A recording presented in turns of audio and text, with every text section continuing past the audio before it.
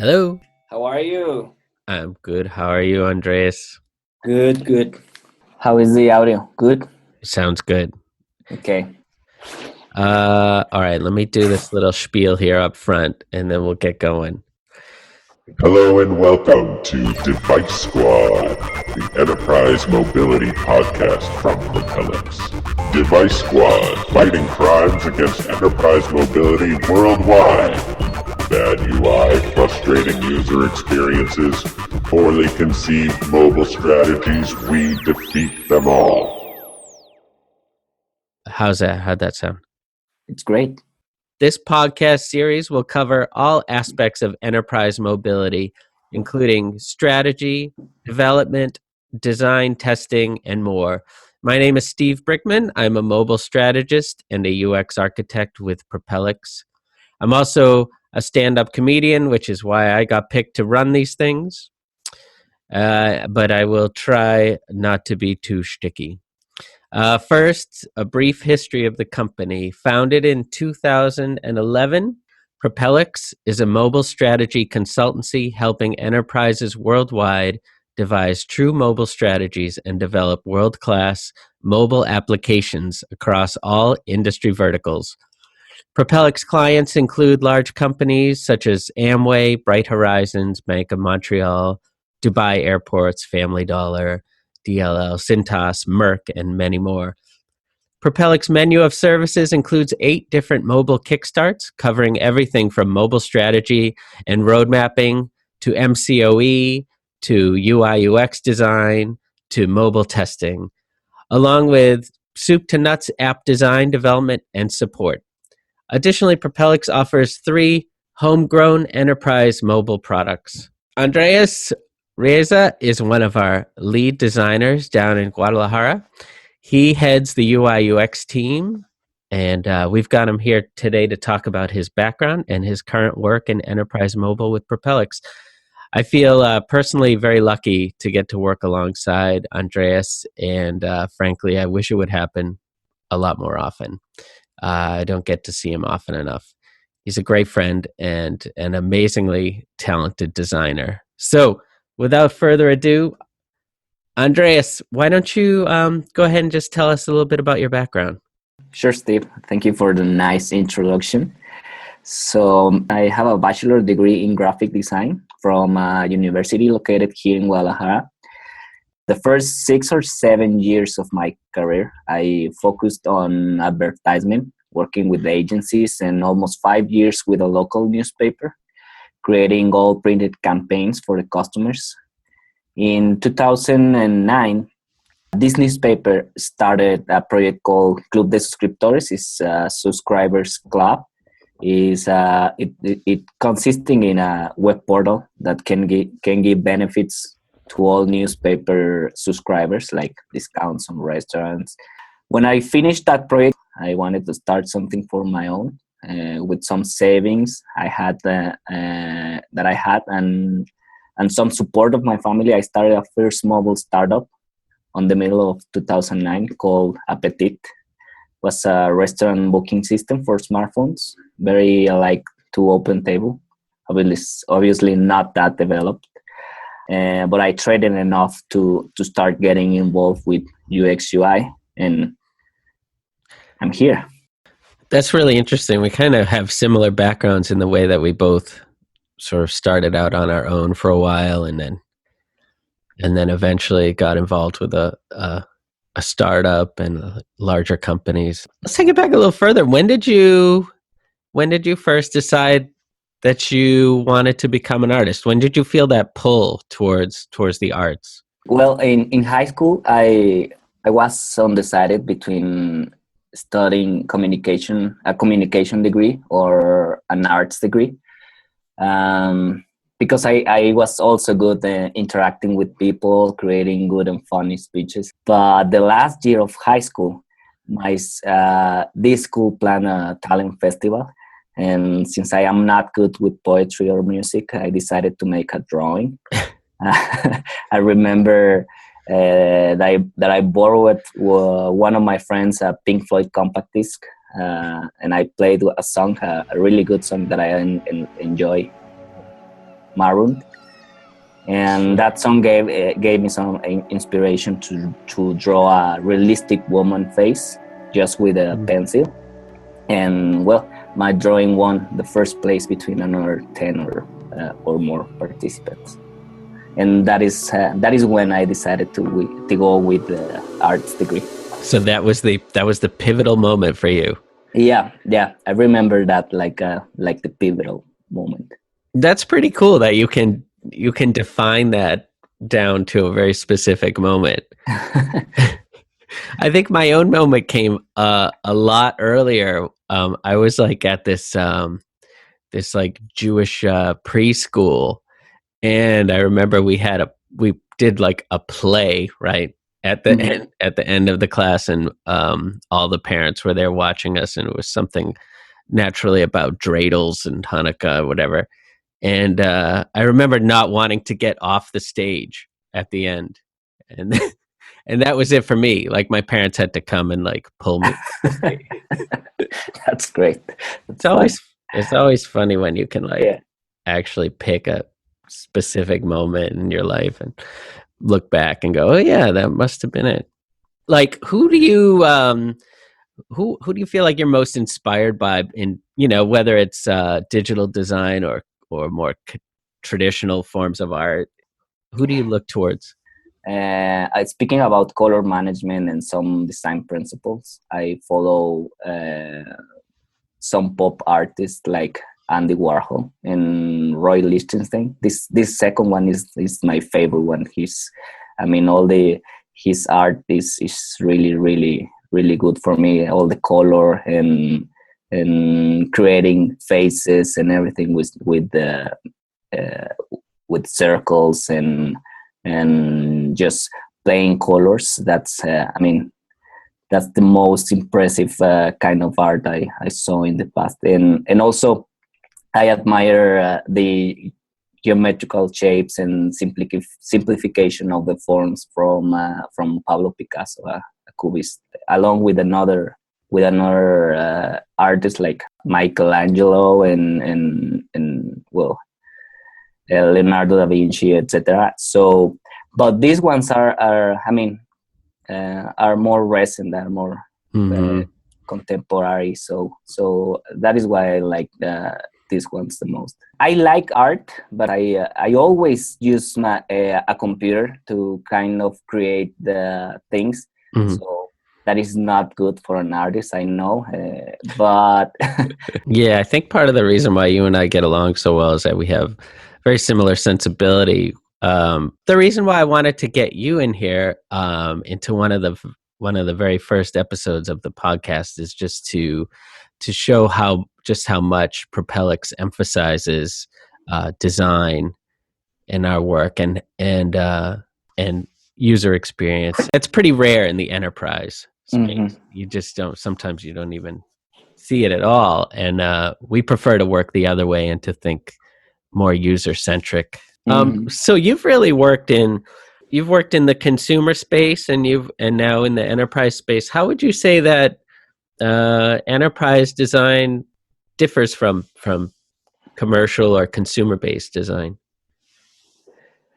I have been involved with Propelics on two consumer projects, and I think consumer apps are more wide. The number of potential users is incredible, unimaginable. Right. Unlimited, yeah. Yeah, exactly. So you need to think more on the evolution and all the things that human interaction, and try to maybe be the pioneer on releasing good and cool apps and whatever the purpose of that app is. So I think that's the main difference. With enterprise mobile apps, the challenge is a little bit different.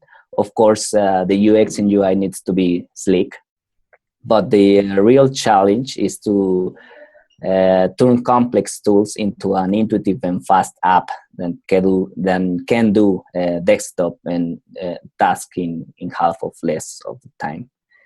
That is why I say that sometimes enterprise apps designs need to sacrifice cool things with maybe efficiency.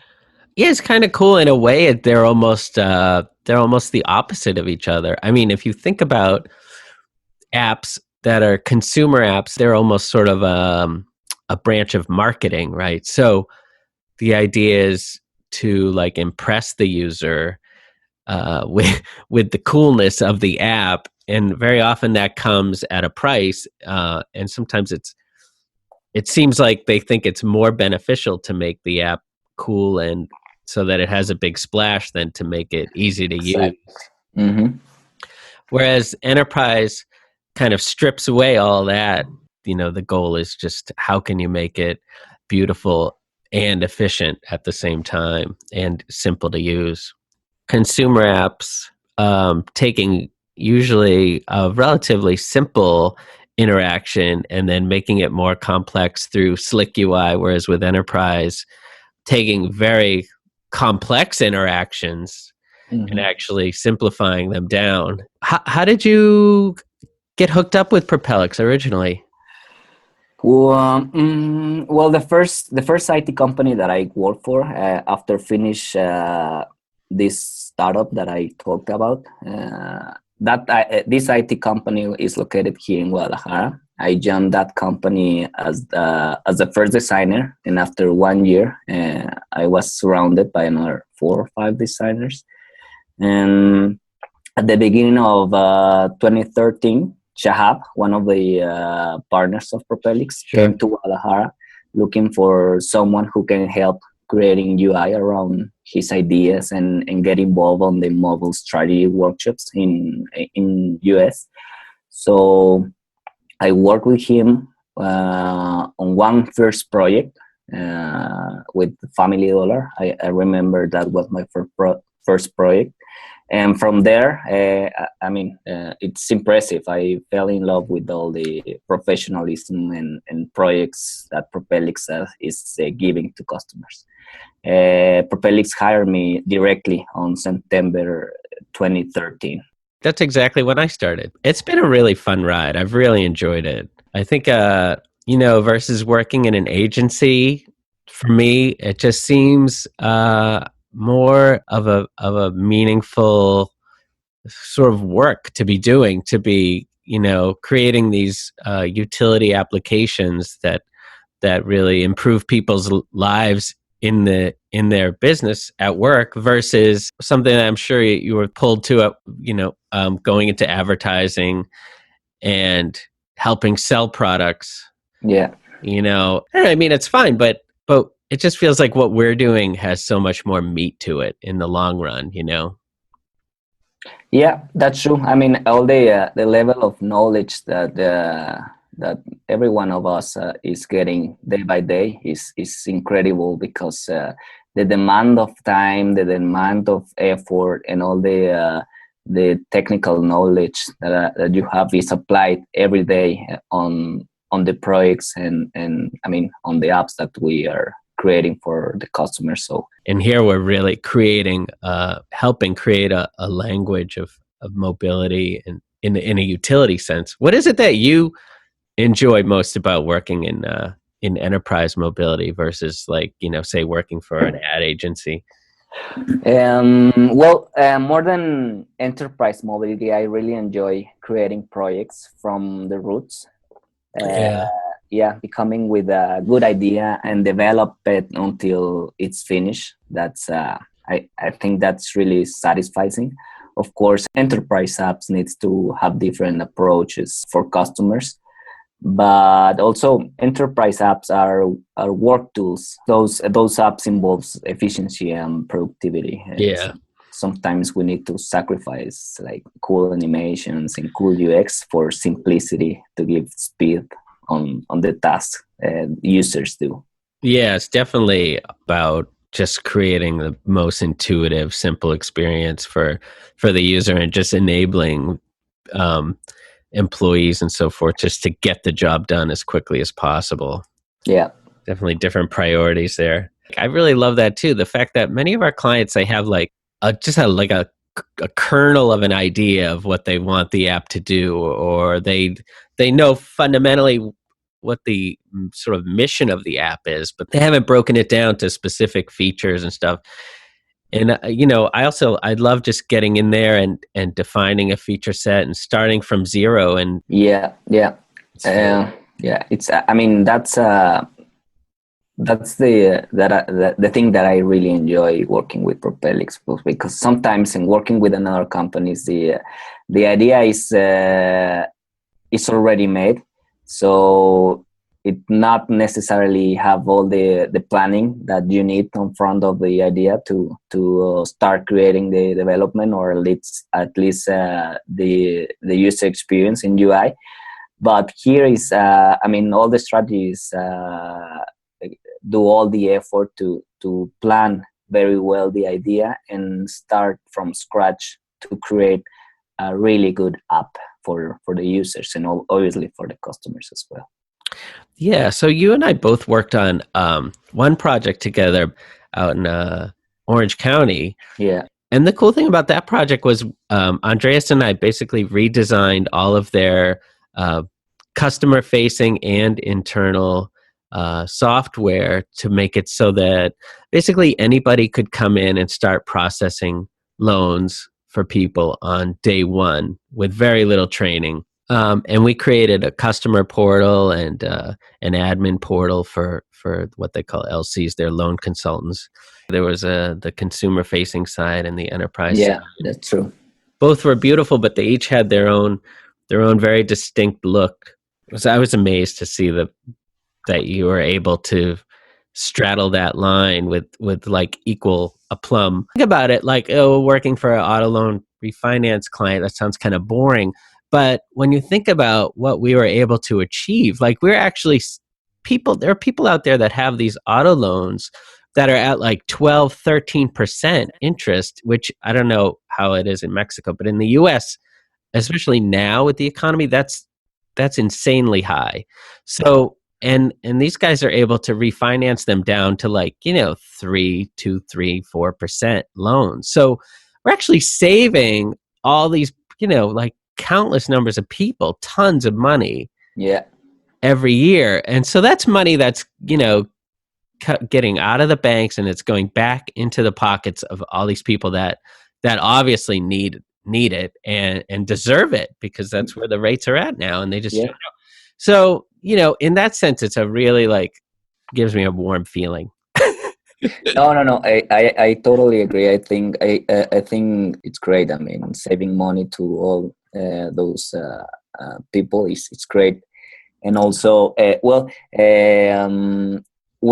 you remember when we finished one of the portals that we created? Adam, another partner, mentioned that the quotes that they are creating day by day increased 25%. Do you remember that? Yeah. The statistic. So, I mean, that's I'm really proud of that, and I mean, all the work that we did at that time is, I mean, it gets value.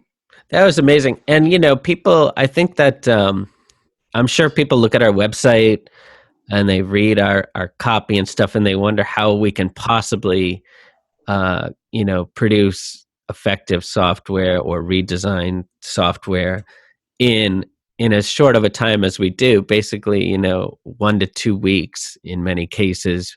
But we do it, and here's proof that we do it. We redesigned basically like customer application process, and that's where we saw the 25% uptick in applicants just in that first week alone. And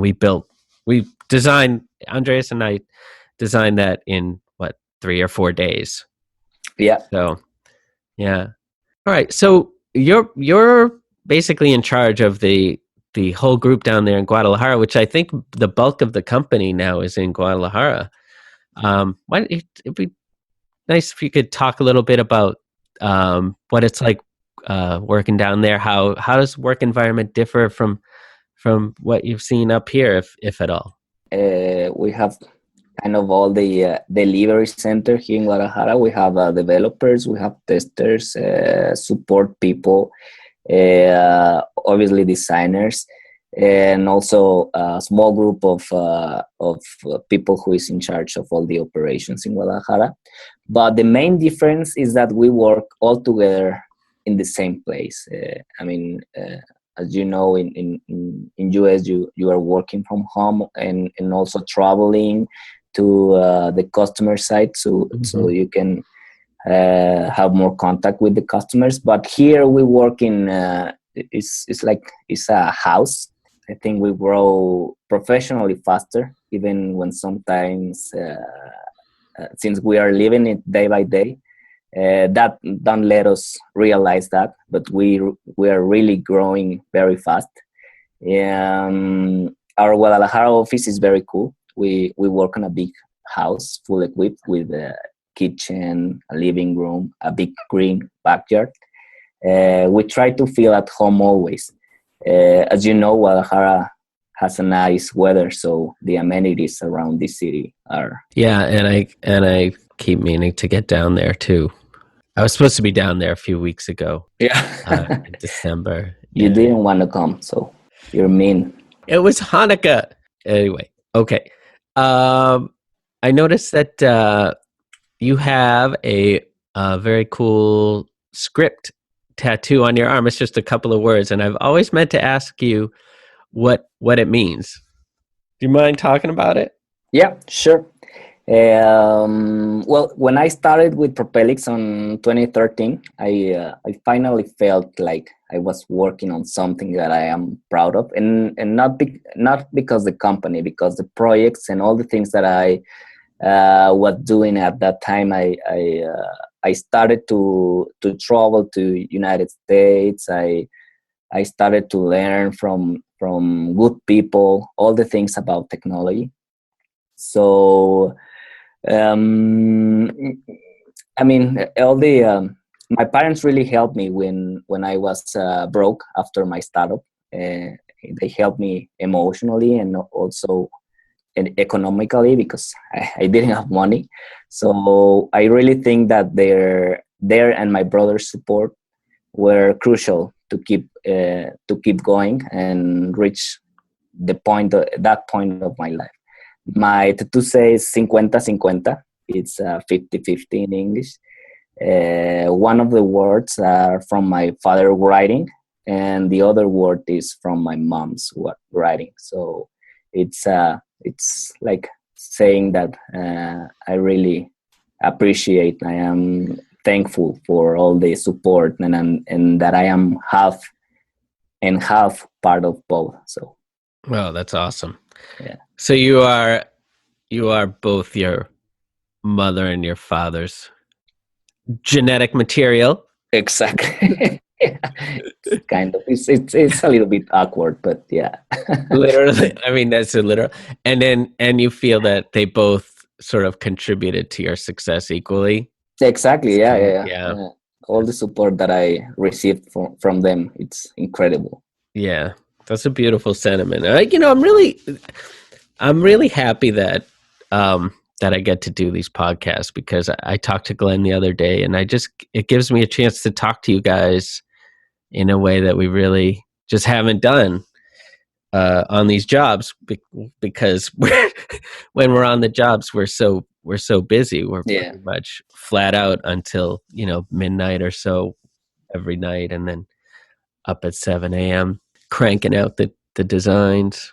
Do you have any thoughts on or any predictions on where you think enterprise mobility is going to be in 5 years? Do you think that things will be radically different or just an evolution of sort of where we're at now? Yeah, I think it's going to be an evolution. I don't see it very different. I don't visualize it very futuristic, like cars flying and everything, but perhaps with better and more capable devices. Probably the technology is changing at high speed. Every year is there are released new devices, new technologies, new platforms. I think it's hard to keep up to date with all the things that are happening, but at least I know that some of the work we do here is changing the way that enterprises are doing business and are operating.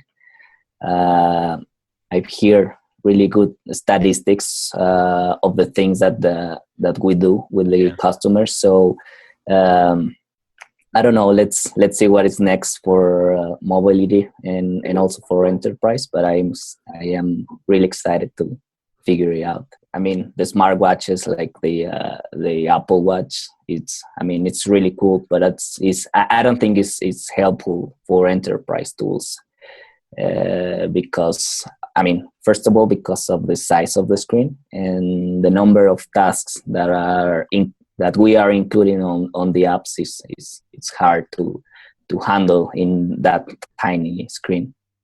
But we will see probably more human interaction with the devices on the near future, I guess. Do you think there's going to come a time when you and I will be out of work because UI will be an outdated thing or outmoded model, or all interaction will be done through voice? You'll just talk to your device and then the device will talk back to you. Mm-hmm. I don't think so. Even if you speak with a device, that's user experience, and that needs to be planned. The UI keeps evolving. First, we have this skeuomorphism style, like trying to create things that are similar to real objects. But right now it's just flat. It's flat colors and flat layout. I think, we will keep working. I am not worried about it. Visual comes with everything. It's on our clothes, on the street, on our house. Like I'd say, UI will evolve for sure, but will never disappear. Yeah, it's interesting. Like, we seem to have gotten a lot smarter with design and interaction really quickly in mobility. Like you said, we started out with skeuomorphic, where the design was kitschy. Apps would have like wood paneling or metal in them to make them look like they were built out of real world objects. And instead of interacting with content, we would interact with buttons that would cause the content to move around. Now we're realizing that, no, design should be flat and we should let users interact with the content itself. And now we're starting to see more animation of interfaces, and so that content is presented to the user when the user needs it, and getting out of the way when the user doesn't need it. And I don't know, that there may come a time when the design becomes so efficient that we're able to accommodate even a tiny screen like the watch. How's it been working for an American company from Guadalajara? Has that been difficult? Well, my biggest challenge right now and all the time is the language. You hear a lot of different accents, but with time, I think it's getting better. So I hope it becomes very good for me. So, yeah, I don't think that's a problem that's specific to you. I hear it's a lot of those accents throw me off too. and I have a degree in English, so you're probably just as articulate as the average American, if not more so. Yeah. So, it's funny also that you say that, given that you're able to basically achieve what no other company that I've ever worked for has been able to achieve in such a short time. I've worked with you alongside you, side by side, physically in the real world, not just virtually, on a number of jobs with Propelics, and I've seen you put together wireframes and designs in a matter of hours. When on any other designer that I've ever worked with would have taken days, if not weeks, to create the same content, and yet the quality is absolutely the same. Frankly, just wondering how the hell you pull that off. Well, I guess I was well trained. At the time that I was working for a newspaper, we needed to create really, really fast like work. We needed to finish around 10 or more ads per day. So we got used to use the shortcuts of Photoshop and Illustrator. I think that's the key. We follow always the process, and that gives you speed to create all things around UX UI. If you know what you're doing, you do it almost automatically. So you're being very modest right now, because I mean, using keyboard shortcuts is one thing, but you have this ability to take very complex feature sets and sometimes they seem only slightly related to each other in terms of their use case, and you are able to create these UIs that consolidate all these different features in a way that's logical and yet just proportionally gorgeous, and your color choices are amazing, and it's just, there's a lot more going on there than just using keyboard shortcuts. Yeah, maybe. I mean, it's a matter also of experience, and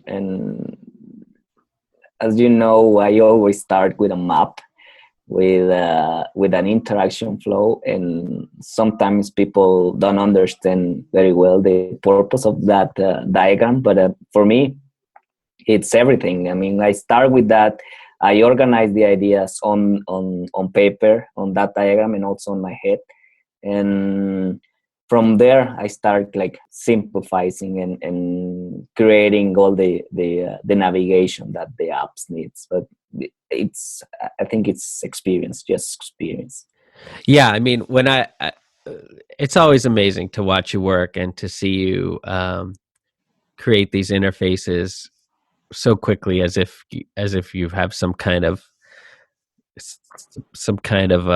magic insight to build these things almost automatically. It's really incredible. What do you think's been your biggest challenge so far working at Propelics? Would you say it's been design related or UX? Was there an especially complicated UI you needed to put together, or was it something to do with a client? Or yeah, getting through customs is always a pain. But hopefully with this global entry program, that will help me avoid 1 or more hours in line. But honestly, my biggest challenge is client related. Time in workshops goes too fast, and you have 2 choices. Maybe come up with a revolutionary idea and explain it, or sometimes it's create something that it is easily understandable for the client, so he accepts right away the path of that you are following. Yeah, I get you. But on the other hand, our clients have always been satisfied. That's another great thing about working for Propelics is we get done with these 1 to 2 week engagements, and the client is just so amazed, 1, that we're able to pull off what we do in such a short time, and 2, that we're able to provide such an amazing level of quality in that short of a time. I've only been with you on a couple of different jobs, so I haven't seen everything. What's the craziest thing that's happened to you so far at Propelics? I really enjoy all the traveling all over US, because I'm meeting people, I'm meeting places, new cultures. But I guess workshops at Propelics are becoming craziest day by day. We do more things in less time. I think we also sleep less. Yeah. But I mean, it's not. I'm not sure if it's a good thing or bad. But right now, I really enjoy it. Yeah. Have you tried power blinking? No, what's that? This is something I'm trying to get started. And what you do is you extend the length of each blink by like a half a second. Uh-huh. And then by doing that, you get to make up on all your lost sleep. Oh, really? Yeah. So if you do like a half a second per blink, per day, that's like an extra 20 minutes of sleep. See what I'm saying? Yeah. Sounds a little bit crazy, but I will try. I'm gonna try to maybe try to sell a book or maybe like a lecture series, or just start giving seminars on this. Could be big. Excellent. Really going to be really big. I'd say the craziest thing for me so far working at Propelics has been we have one client who makes us wear a suit. Oh yeah. That was shocking when I heard that, and they're pretty strict about that too. Yeah, that's true. Well, there's a lot of good times and bad times. We are becoming good, so that's all that matters. Well, maybe we'll get to hang out in LA again. That'd be really great. Hopefully, yeah. So Andreas, thanks for coming on and speaking with us. It was really great. Thanks, folks out there, for listening in. I hope everyone found this helpful and entertaining. Stay tuned for the next podcast. Take care, man. Thank you, Steve. Okay, bye-bye. See you soon. Bye.